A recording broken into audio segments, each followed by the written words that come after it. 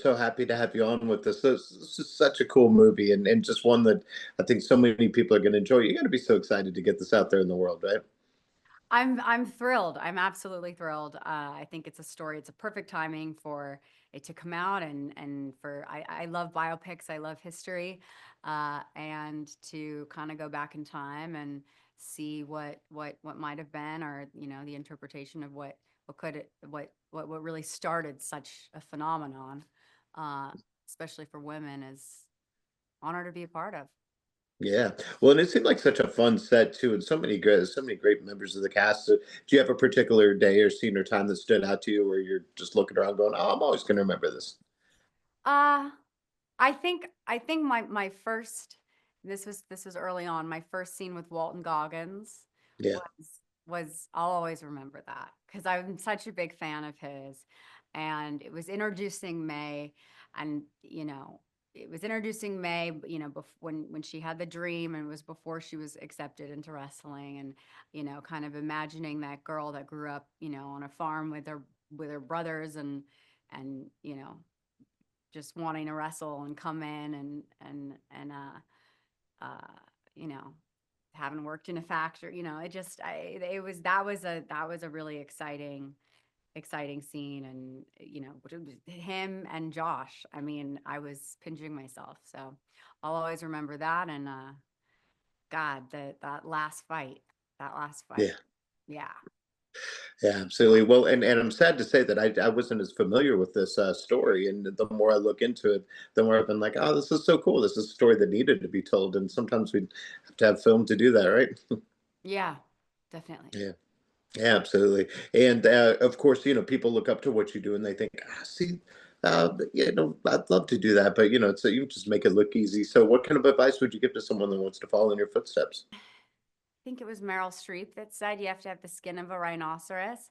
You just be ready to take no for an answer, so many times. Um, and then, just persevere as much as you can.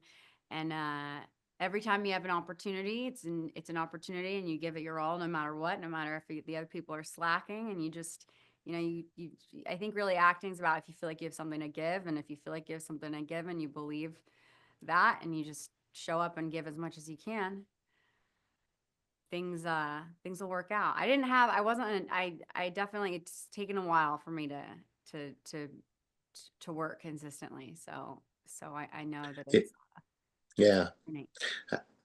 absolutely. Well, because I mean, you grew up around it, but it's still very very hard business. Right? Absolutely, absolutely. You definitely, there's a couple little things that are beneficial, but God, it is not. I maybe for some people, but it is not an instant.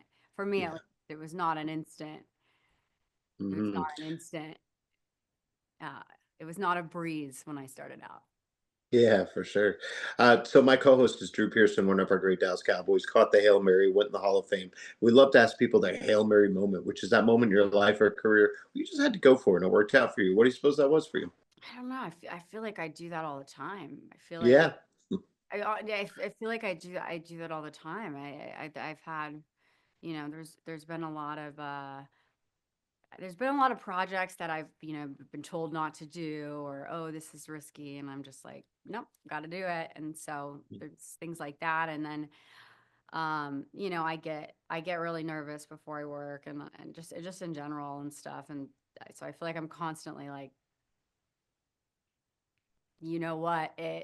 go for it. yeah, yeah. Um, but maybe that moment's yet to come. Yeah, well, part of that is that kind of mindset that you have to put yourself in, and we talk about that on the show, kind of that success mindset, whether or not you're feeling it or not. And us creative types, we're hard on ourselves. So, what do you tell yourself that keeps you on the right path always?